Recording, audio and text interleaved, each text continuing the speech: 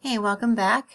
This is continuing with example 2 of our notes for domain and range in interval notation. And in example 1, we looked at bounded intervals. In example 2, we're moving on to unbounded or half-bounded relations and functions. Okay, so if you recall, a half-bounded interval is one in which there's a single endpoint and then it goes off to either positive infinity or negative infinity in one direction or the other.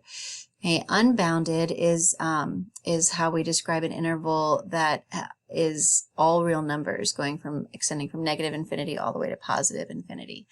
Okay, so in example 1, we have a parabola, and when the ends of the graph reach the edge of the coordinate plane, it's safe to assume then that there are arrows, that this is continuing on indefinitely. And we can see from the equation that was provided that negative quantity x minus 1 squared plus 4, that this is a parabola that has been reflected in the x-axis by that negative in the front, translated to the right 1 unit, and then since the k is a plus 4 here, it moved up 4 units. So that places our vertex up here at the top, located at 1, 4, and that's included, so it's a closed circle. So the domain, we can see, since this parabola is heading forever down and to the left, and also forever down and to the right, there is no limit on what x could be. In this equation, I could put in 1,000,000 for x, and I can still subtract 1, square that result, multiply by -1 and add 4, and get a y value. So the domain is unbounded. It is the interval of all real numbers extending from negative infinity to positive infinity. Okay, now the range is a different story. The range can't be unbounded completely because it has a maximum here at this vertex. This graph is never going to have a y value of 5 because 4 is the highest that it goes. It has no limit in the negative direction, though, for the y-axis, because both ends are pointing down forever. So my range, I have to list from least to greatest. So the lowest possible value for y is negative infinity. And then my greatest, my upper bound, is positive 4. And since that 4 is inclusive, I'm going to close that interval with a bracket. Okay, a parabola is a function, so we're going to put a yes here. It passes the vertical line test. Okay, so go ahead and pause the video and give number 2 a try. This is the absolute value of the quantity x plus 3 minus 2. And then you can restart the video when you're ready to check. Okay, so welcome back, and hopefully you gave number 2 here a try. The domain, we look from left to right, and since this end here is heading up and to the left, this end is off the graph, heading up and to the right. The domain is all real numbers. So we have a fully unbounded interval for the domain. Okay, so the range, we have a minimum here at the vertex, which is located at -3, -2. That's our vertex. And for the range, we want the y value that is the minimum. So -2 is our lower bound, and that's closed at -2. And then the graph in both ends extends up forever, so we're approaching positive infinity, and so the range is a half-bounded interval. An absolute value will pass the vertical line test, and so yes, this is a function. Okay, so go ahead and pause the video and give number 3 a try. Okay, so welcome back. Hopefully you gave number 3 a try. And the trick that some students have with number 3 is if they forget what the parent graph of a square root function looks like. They're never really sure what's happening here.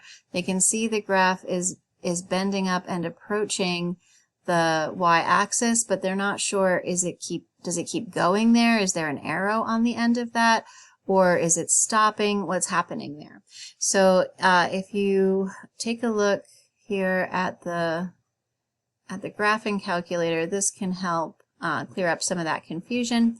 So go ahead, and if you have your own graphing calculator or you have the TI-83 emulator that we put on the school laptops for you, you can follow along with me here. So if we go to the y equals, and we're going to type in this equation. So -2 and then square root of x, close the parentheses on the square root function, and then +3.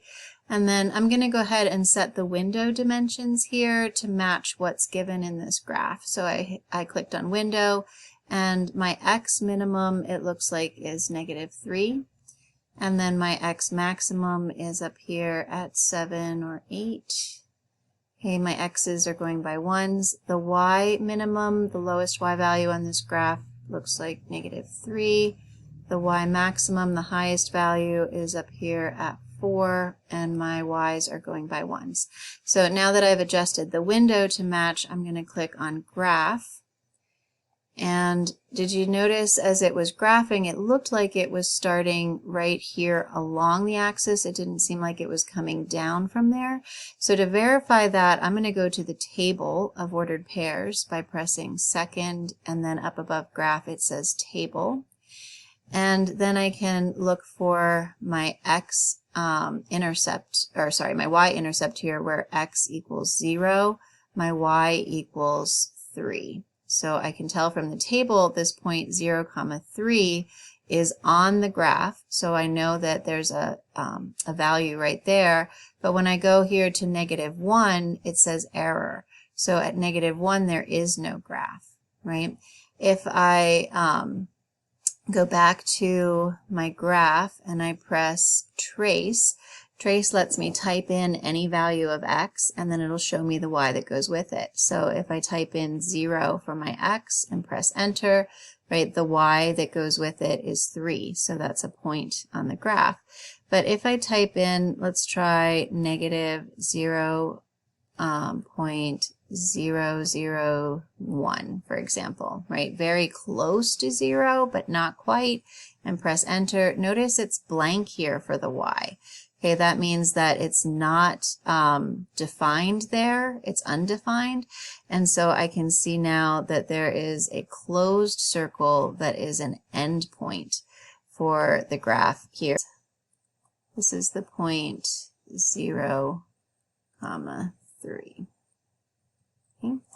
So my domain is the lowest possible x value, and we can see that that's a 0 here. It's a closed circle, so we'll use a bracket, and this is starting with a lower bound of 0.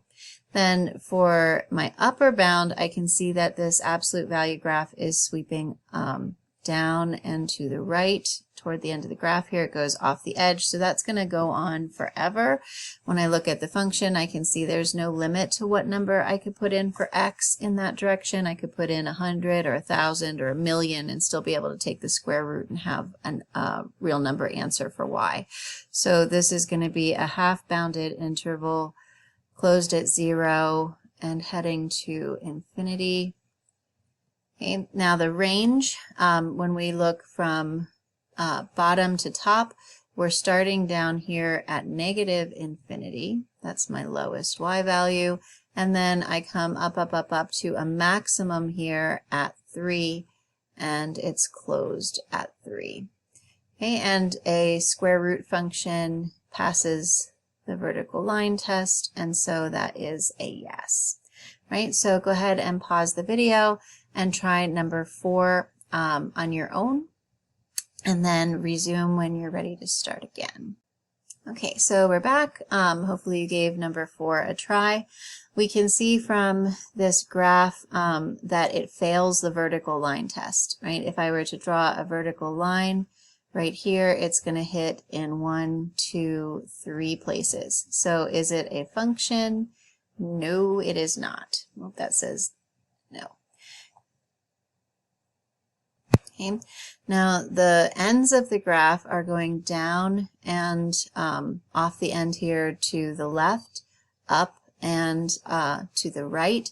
And so the domain, because it's continuous all along from those ends, the domain is fully unbounded. So we have the interval from negative infinity to positive infinity.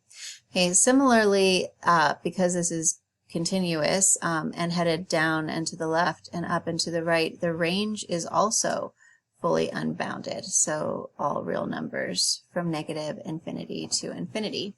And so the domain and range for this this function is going to be all real numbers. Okay, so go ahead and pause the video and give examples A and B a try. You want to find their domain, their range, and determine if A or B is a function or a relation only. And then resume the video when you're ready.